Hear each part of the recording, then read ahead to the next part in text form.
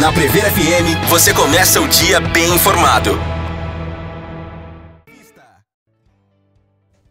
Agora 7h26, voltamos com o primeiro jornal na Prever FM, recebendo aqui a secretária ainda adjunta da Secretaria de Turismo de Botucatu, a Roberta Sogaiá. Bom dia, Roberta, satisfação em tê-la aqui, viu? Bom dia, Márcio, bom dia, ouvintes, bom dia, meninas. É um prazer enorme estar aqui na Prever, né, nesse estúdio maravilhoso. A gente já tinha vindo uma vez, não ao vivo, né, Ellen, e agora aqui sentindo todo esse ambiente moderno, acolhedor. Então, prazer. Estamos no final do ano, mas ainda existe muito trabalho a ser realizado. Nós temos ainda passarinhada ainda? Temos, Márcio. Que coisa, esse ano não termina? Pra gente ele vai realmente até o dia 31 e dia 1 já começamos, já tem coisa para fazer no dia 1, né? Uhum. Então vai ser acho que a gente vai ter um ritmo, né, bastante intenso de trabalho também com a nova gestão, dando continuidade àquilo que já foi feito, mas também com uma nova cara, né, com uma nova marca também. E então temos a passarinhada agora, o penúltimo domingo do mês, para a gente não cair bem na próxima aí do Réveillon. E as nossas passarinhadas têm sido um sucesso, né? Então as inscrições se encerram bem rapidamente. Tem sido muito interessante fazer com que as pessoas aprendam sobre a observação de aves. Então, nesse momento, a gente ainda tem muitos moradores conosco, aprendendo, gostando, participando, se encantando com o mundo das aves. E esse é um projeto que é interessante como ele vai crescendo, né? Como aquela pedrinha que você joga no rio e ela vai ampliando essas ondas. Hoje nós acreditamos, quem somos nós, né? Assim, as pessoas que trabalham com observação de aves no Brasil todo, que a observação, ela é hoje uma das práticas mais eficazes para a ciência cidadã. Que legal. Aquela que você pode ter um aprendizado mais tangível e eficaz sobre a questão sistêmica da natureza e fazer mudanças de comportamento. Então, inclusive, nós tivemos um encontro com os principais organizadores de eventos de observação de aves em Cavalcante, há um mês atrás, e nós levamos todas essas propostas que a gente idealizou para Brasília. Ministro Padilha nos recebeu, presidente da Embratur, presidente do IBAMA, a secretária de Meio Ambiente. Então foi assim algo muito impactante, como todos os objetivos que a gente colocou estão alinhados também com as estratégias de desenvolvimento de governo, os indicadores para mensuração de impactos ambientais, né, para as ODSs. Então a observação de aves ela ajuda a mostrar esses indicadores, principalmente pela ciência cidadã.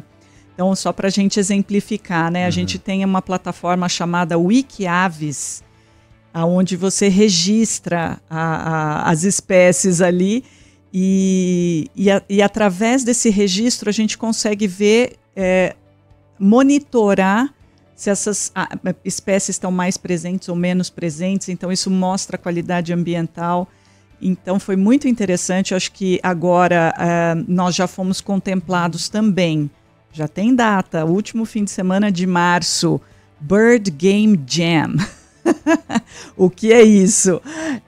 Nós teremos como se fosse um hackathon, né? Um fim de semana concentrado de programação de jogos, voltado para a temática de observação de aves de ciência. A equipe da Avistar que conseguiu esse PROAC, que é a empresa que organiza a maior feira do Brasil. E nós vamos receber esse evento em março. Então, nós teremos aí jovens de biologia, programação, design, ciência da computação. Para participar desse hackathon serão 48 horas. A gente ainda está conversando aonde, né, espaço. Mas vai ser um negócio muito bacana. E no segundo semestre eles voltam para fazer uma oficina de jogos, demonstrando todos esses jogos, fazendo com que as pessoas joguem e aprendam ao mesmo tempo. Sobre aves. Sobre aves. E olha que legal. Impressionante, né? E eles ganharam em terceiro lugar no PROAC, gente. Isso, para quem está escrevendo o projeto, sabe que eu estou falando, é uma proeza, né? Você pegar em terceiro lugar. Então, muito bacana. E a cidade de Botucatu é uma cidade, a gente sempre comenta, né? Uma cidade privilegiada. E a gente vai falar de aves, eu me lembro de ter feito entrevistas com vários profissionais, docentes da FCA, com relação à quantidade de aves, para a gente falar só da Fazenda Lajado e da Fazenda Edgárdia. São centenas, né? Você imagina quando a gente tem aqui Mata Atlântica, temos Cerrado, né? Tem algumas áreas alagadas. A gente tem uma quantidade quase que infinita de aves. Tem algumas que são endêmicas, inclusive. Exato. Só acontece aqui em Botucatu. Então, aumenta a nossa responsabilidade em se divulgar, em se cuidar, em se preservar e em se divulgar também, né, Roberto? Exatamente. Eu acho que esse é o principal, né? Dentro do turismo, a gente fala de formatar produtos turísticos. Então, é importante, novamente, né, que agências de turismo, os guias tenham pacotes mais estruturados para fazer essa experiência. Então, eu conversei assim com muitos guias que operam em empresas internacionais. Eles têm toda uma logística, um sistema com os hotéis. Os hotéis têm que estar aptos a receber esse público. Eles falam muito das fazendas terem comedouros, né? Porque assim você consegue tirar uma foto melhor, ter esse ambiente que é propício para fotografia, cursos de fotografia. Então, assim, é uma série de ações. Eu acho que, dentre tudo que a gente fez, a observação de aves foi aquela que a gente investiu mais ações, né, de qualificação, e ainda assim precisa ser feito muito mais. Mas a gente precisa da força do empresariado junto conosco, formatando esses produtos. Então, isso é muito... Formatação de produto é fundamental. E também houve um estudo pelo organizador do Avistar, entendendo assim que Botucatu e outras cidades do interior fazem uma ponte muito forte para quem vem para a Mata Atlântica, que é o principal foco de observação de aves do Brasil, e da Mata Atlântica para a região norte é um corredor muito interessante. Então, chega, vem para a Mata Atlântica, depois aproveita, vem para Botucatu, faz uma viagem menor e parte para um outro destino maior. Isso é importante também. Não tenho dúvida. E eu sei que também fotógrafos famosos, premiados, inclusive, Cacau, né, que é da Bahia. A Cacau Oliveira. Cacau Oliveira, que é lá de Itacaré, do sul da Bahia, veio várias vezes, está sempre aqui em Botucatu, né, e acaba registrando. E dessa maneira, desse registro, divulga a nossa cidade. Né? Não, a Cacau, ela é apaixonada por Botucatu, né? Ela fala que realmente é uma experiência muito rara você poder ter 3 ambientes distintos em um único dia. Ela fala, isso é muito raro de se ver. Então, acredito que essa é a nossa riqueza, mas a gente também, enquanto poder público, a gente tem que buscar oportunidades para esse desenvolvimento, criar essas estruturas. Hoje, a menina dos nossos olhos é a Floresta Estadual de Botucatu, né? Pensar num parque de cerrado ali, encontrar estratégias de preservação, inclusive de proteção de algumas espécies endêmicas, como o papa-mosca do campo, né? Papa-mosca do campo. Eu estava tentando lembrar, agora você falou, papa-mosca do campo. Roberto, e falando em desenvolvimento do turismo, a gente teve aí a classificação de Botucatu como um destino de relevância turística a nível nacional. Queria que você falasse um pouquinho disso, quais motivos levaram Botucatu até essa classificação. Tem coisas que a gente faz na secretaria que muita gente não vê. É o trabalho de governança, né? E esse trabalho de governança é um trabalho de levantamento de dados. Então, esse ano em especial, 2025, nós tivemos a parte do ranqueamento, que foi pela Secretaria do Estado. Então, a gente passou quase que 6 meses fazendo levantamentos de muitos dados para inserir nessa plataforma, que é o que vai avaliar se Botucatu pode ser uma estância turística ou não. E também o Mapa Nacional de Turismo, que a gente chama de SISMAPA, que é feito pelo Ministério do Turismo. Então, dentro do SISMAPA, existe também uma série de informações. Dentre elas, eles querem documentos, sabendo que existe uma Secretaria de Turismo, a nomeação da pessoa, se existem técnicos dentro da Secretaria, qual é o orçamento, o quanto que o turismo representa na economia local, se existe Conselho Municipal de Turismo, as atas do Conselho assinadas e registradas em cartório. Então, eles estão avaliando toda a governança, se tem plano diretor, se tem plano de marketing, isso é anexado e vai tendo uma pontuação. né? Então, Botucatu, na primeira vez, já foi classificado como B, continua como B. Então, só para vocês terem uma ideia, no estado de São Paulo, só 12 municípios têm nota B. 12 apenas. Só 12 e 5 têm nota A. Então, por exemplo, Ilhabela tem nota A, né? A gente precisa entender que fluxo é algo importante também, né? Precisa ter aumento de fluxo para que isso aconteça. Então, nós estamos trabalhando para esse aumento de fluxo. Eu acho importante dizer que nós já temos um turismo de negócios que está bem fortalecido e não aparece enquanto turismo de negócios, mas muitos hotéis registram uma taxa de ocupação de em torno de 80% a 90% durante a semana. Isso para nós é o maior indicador e a gente não consegue mensurar a ocupação dos Airbnbs, por exemplo. Verdade. Né? Nós já sabemos que são mais de 200 unidades em Botucatu, então é muita coisa, mas é difícil você mostrar esses resultados. Então, para o Sistema Nacional de Turismo, essa classificação B nos possibilita ter determinados benefícios quando houverem verbas do Ministério do Turismo. Então, existe uma verba para shows, por exemplo, é uma verba política que depende de emenda parlamentar, mas para você receber, você tem que ter essa classificação dentro do mapa. Dentro do programa de regionalização do turismo, onde o Ministério entende cada vez mais a importância estratégica da gente desenvolver uma região e não só um destino, também vai ser um critério. Então, é importante que todos os municípios estejam dentro do mapa, tenham uma classificação.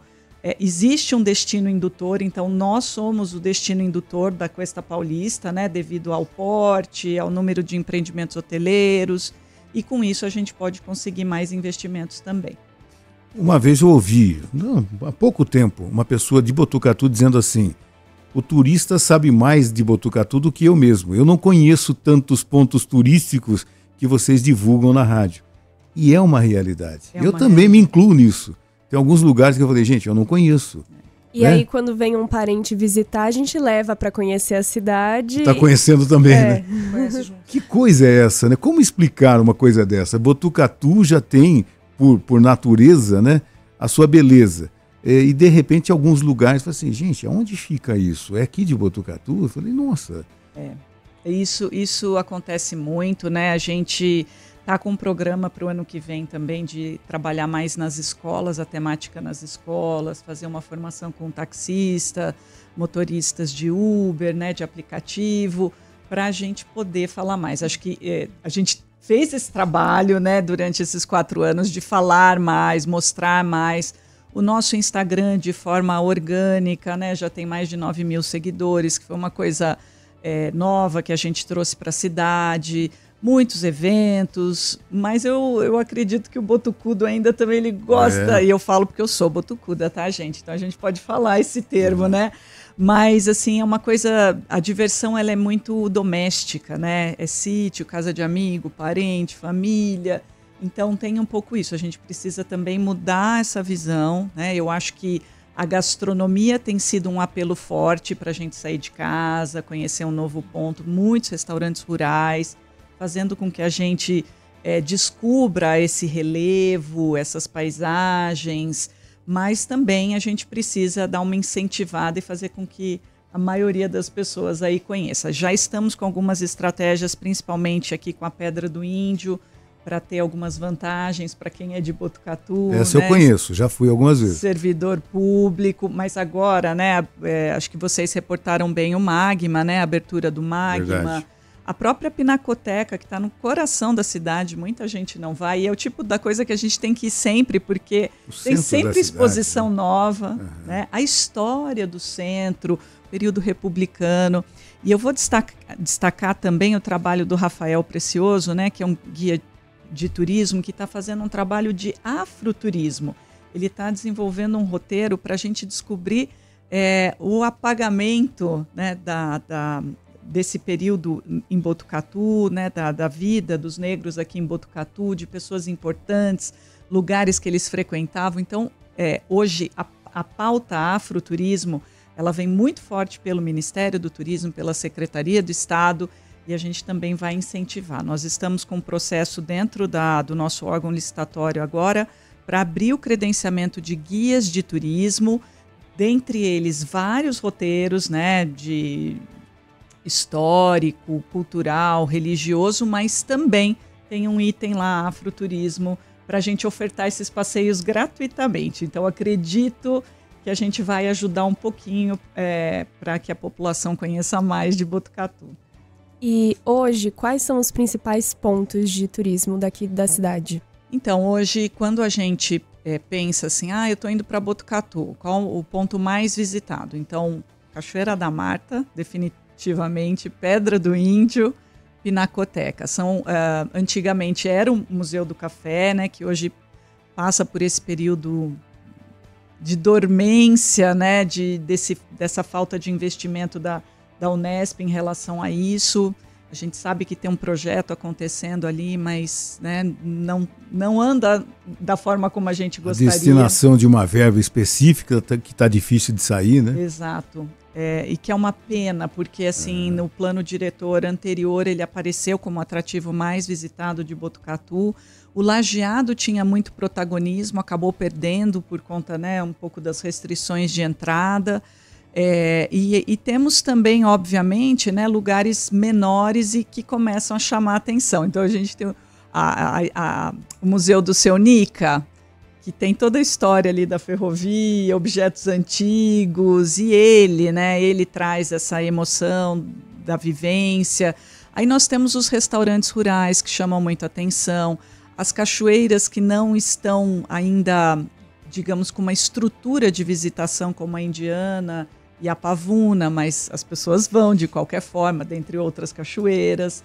E eu acho que em breve a gente vai ter grandes novidades aí também, né? Por exemplo, o Ecoparque das Aves, eles estão com uma gaiola de 1.000 metros com 20 araras lindíssimas, araras que não podem mais ser reintroduzidas ao seu ambiente, então elas ficam dentro dessa gaiola grande, você pode entrar, né? Tá ali, ter essa experiência. E eles estão abrindo em fevereiro o Vanara Bubble, né, que são essas bolhas para você dormir ao ar livre. Vai ser uma experiência de luxo, bem exclusiva. Previsão de abertura agora em fevereiro. A gente vem acompanhando, né, o processo. Então, acho que Botucatu vai ter algumas coisas assim que realmente vão saltar os olhos. E agora o Magma também, que eu acredito que vai ser um atrativo aí de grande importância. A gente percebe sempre às quintas-feiras, quintas e sextas, né? A gente divulga a agenda cultural, né? Sempre tem, né? Não é só porque é o Natal Encantado, sempre tem eventos, né? A revitalização do Magma, mudando de casa, trazendo muita gente fora de Botucatu para conhecer, graças aos contatos e tudo mais. Então é aquela história. Existe muita coisa a ser feita ainda, né, Roberta? Existe, mas olha, quando a gente ouve as pessoas que vêm, a experiência Botucatu ela é muito boa e existe a intenção de retorno.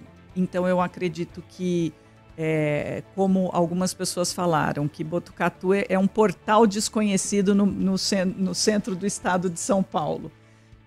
Eu imagino que com tudo que está acontecendo na região da Cuesta Paulista, né, então quando você junta as ofertas, então visita na Vinícola Refúgio, visita no Queijo Pardinho, visita no Café Cuesta, na Tirolesa, na Pedra do Índio, visita na Casa do Tunique Tinoco com café da manhã em Pratânia.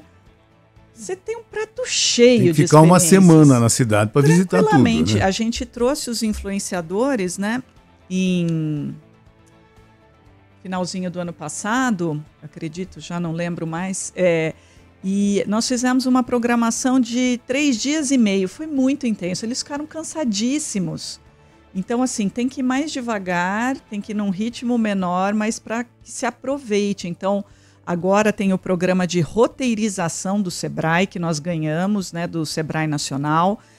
Nós estamos com 2 roteiros da Cuesta Paulista sendo formatado, um de gastronomia para um público AA e um roteiro sobre a música caipira, né? Estão ficando lindíssimos e se tudo der certo, nós vamos vender esses roteiros na maior feira de turismo da América Latina, WTM, no ano que vem, em março do ano que vem, levando o nome da Cuesta para frente, né, e promovendo, que é muito importante a gente participar dessas feiras e fazer essa promoção. No começo aqui eu falei que você ainda é a secretária adjunta, né? E o que vai mudar efetivamente para você, para sua pasta, sair de uma secretaria adjunta para ter de fato uma secretaria tão importante como a Secretaria de Turismo? Você vai ter mais verba? Você vai ter mais trabalho? O que vai mudar efetivamente, Roberta? Bom, eu acho que assim, a gente tem muitos desafios, né, ainda. O Fábio também tem uma forma de pensar e de querer realizar determinadas ações que faz com que a gente também pense, tenha um outro olhar, né? A Secretaria de Turismo tem sido uma urgência de toda a comunidade do turismo, assim, eu acredito, foi muito interessante, isso estava na pauta de todos os candidatos a prefeito, vereadores, né? Então é interessante como a população, de uma forma geral, entendeu a importância do turismo e que essa secretaria precisaria ser reativada. Então, o Fábio ele falou, para eu ter uma secretaria eu preciso encontrar verba. Eu entendo que nesse primeiro momento, que a gente se torna secretaria, até por conta da lei de diretrizes orçamentárias, talvez nesse ano a verba não seja tanto, mas para 26 a gente espera uma verba maior. E além disso, a gente precisa de número maior de pessoas também, né? Porque eu acredito que a gente está trabalhando, na equipe que a gente tem, a gente já trabalha muito. Então, para que a gente aumente o volume de trabalho, a gente precisa de mais gente também. Hoje a nossa equipe é composta por 5 pessoas apenas, né? Então, outras secretarias, 26, 30, 35. Então, realmente isso faz uma grande diferença. Claro. Eu brinco, né, que a gente ganhou aquele prêmio de gestão eficiente na saúde, na educação e no saneamento. Falei, tinha que estar no turismo ali também, que eu acho que a gente fez muito com muito pouco recurso e poucas pessoas. Então, eu acho que a visibilidade que a gente conseguiu dar, o protagonismo da Cuesta num cenário estadual tem sido muito bacana. A participação da economia privada é legal? Ela pode, por exemplo, um empresário, ele pode ter uma parceria com o turismo local? Total. Existem muitas possibilidades. Acho que é uma coisa que o Fábio prega muito, é a parceria público-privada, né? A gente vai buscar, eu acredito que tem projetos que são ousados, que eles precisam de um novo olhar e a gente vai ter que correr atrás disso. Eu estou me sentindo muito motivada também, né, para começar essa nova gestão com um estímulo diferenciado. Entendi. E a gente tem algumas mensagens no WhatsApp que acho que até se relacionam a essa resposta da Roberta. O Marcelo Pessoa falou assim: bom dia a todos, parabéns a Roberta Sogayar pelo trabalho desenvolvido, o que justifica sua continuidade. Entendo que alguns botucudos têm uma rotina de vida, principalmente de trabalho, que faz com que o turista que vem só para isso conheça os pontos turísticos melhor do que os seus moradores. E acredito que uma campanha nas empresas ajudaria a sanar essa ocorrência. Um passeio turístico de trem igual ao que existe de Campinas a Jaguariúna seria um sonho. Bom programa para vocês. E falando em trem, o Fernando mandou assim: bom dia, tudo bem? E o trem turístico da Cuesta, tem alguma coisa? Esse é um tema complexo. Na verdade, assim, logo que a gente iniciou o mandato, nós trabalhamos arduamente no projeto do trem, temos um projeto de viabilidade econômica para o trem, mas aconteceu que a Rumo Logística, que detém os direitos da malha, ela estava, e a gente não sabia naquela época, eles estavam deixando de operar a nossa malha. Então, por um tempo, nada acontecia ali na Rumo. Nós pedimos a cessão de uso da estação de Rubião Júnior, o que não vinha resposta. A gente teve uma negativa do trem turístico, mas a gente não sabia o porquê. Então, depois de um ano é que a gente foi descobrir que haveria o desativamento da nossa malha. Então, vocês podem ver, a gente não tem mais trem de carga passando aqui.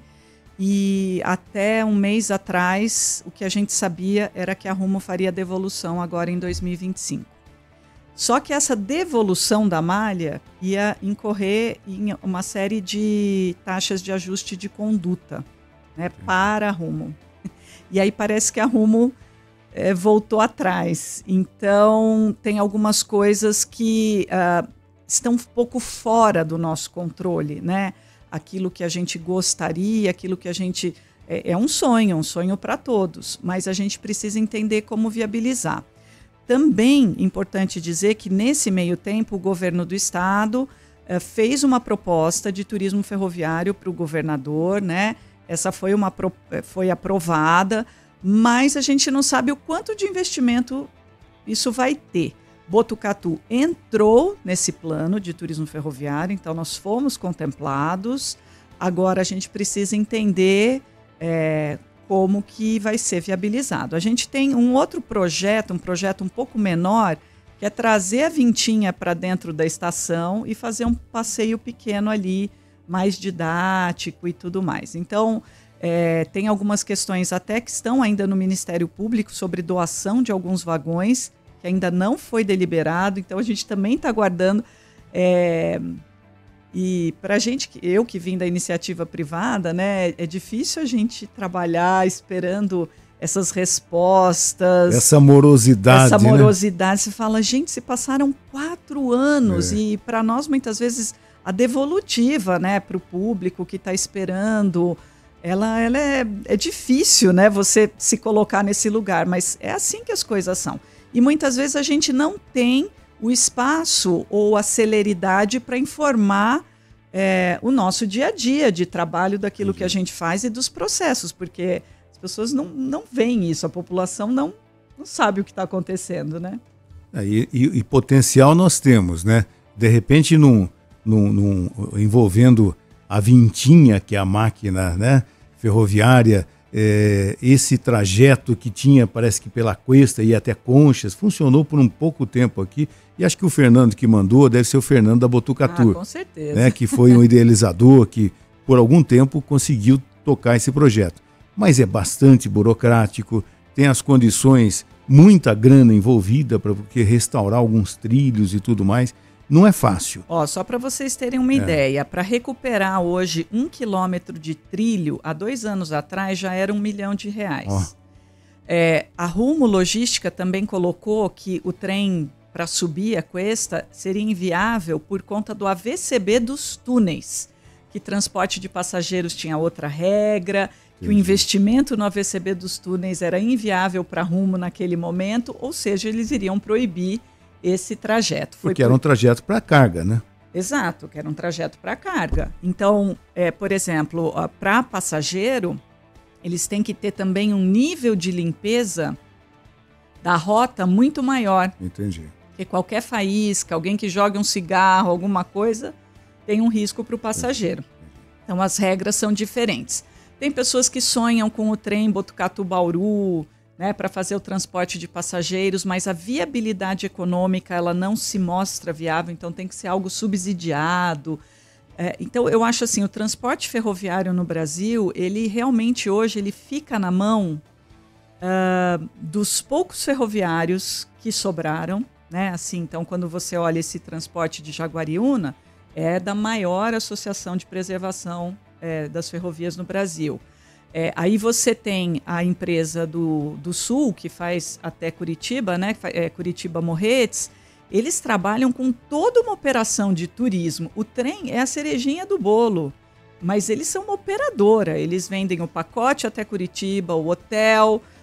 Eles são donos da maioria dos restaurantes lá de Morretes. Então, em termos até de concepção econômica do projeto turístico, ele é um projeto turístico onde esse grande empresário detém tudo, ele não distribui essa renda. Então, também não é muito interessante, né? Bem burocrático. Né? E aí, por exemplo, também o trem dos republicanos, que é Salto a Itu. Ali foram anos de consórcio entre Salto e Itu. Teve que haver um consórcio para criar esse trem. Investimento dos dois lados, investimento do governo estadual e investimento do governo federal para conseguir recuperar 5 quilômetros de malha ali. Que coisa, né? Roberta, deu para perceber que você vai ser convidada outras vezes, que a gente está chegando ao final e tem muita coisa para ser falada ainda, né? Muita. Mas todas as novidades, conte com a gente, né? Nos informe, que vai ser um prazer a gente divulgar aqui as conquistas da cidade de Botucatu nesse potencial riquíssimo que é o potencial turístico. Muito obrigado pela sua presença mais uma vez, viu? Eu que agradeço o espaço, o carinho e convido a toda a população para acompanhar o Natal Encantado todas as noites na praça. A segunda, cinema com pipoca grátis. Acho que as pessoas não estavam sabendo da pipoca grátis, né? Isso é importante. A presença do Papai Noel de quinta a domingo. Feira turística na Isabel Arruda nesse domingo, sábado e domingo, com programação musical das 10 às 10 da noite. Muito bom. Vamos apoiar nossos artesãos e muito obrigado pelo carinho. Feliz Ano Novo para todo mundo e ho, ho, ho. Muito obrigado.